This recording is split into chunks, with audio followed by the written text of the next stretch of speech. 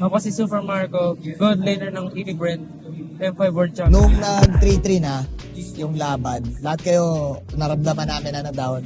Pero ano ba yung sinabi nyo sa isa't isa para ma-reset tayo?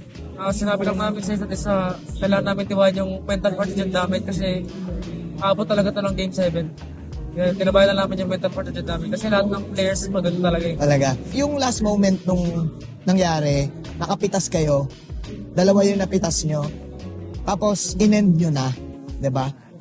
Anong nangyari doon sa call na yun? May Lord pa nun eh. Imbis na i-Lord nyo, nag-decide kayo na itapos. Anong napag-usapan nyo nun? Ba't yun yung naging decision nyo? Una, si Kuya Pio, nag-shot call siya ng parang nakatingin siguro sa mapa na may minions sa paparating sa bot tsaka sa mid. Kaya yun, sinat call sa amin na clear kasi matagal pa naman yung mag-respond yung kalaban eh. Bali yung sinat call niya yung endo talaga. So si Pew yung nag-call. Kasi, Si Pew yung nag-call. Nung binabanatan mo na yung yung binabanatan mo na yung base, anong pakiramdam nun? I-reimagine mo, anong pakiramdam mo nun nung panalo na, binabanatan mo na yung base? sobrang saya, parang gusto ko ulit maulit yung ganun na moment eh.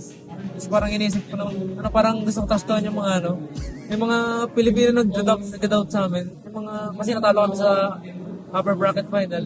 Opo. Kaya yun, tumayo, sinabi ko nun yung parang expect ko yung Sinabi mo hindi na woo. Okay.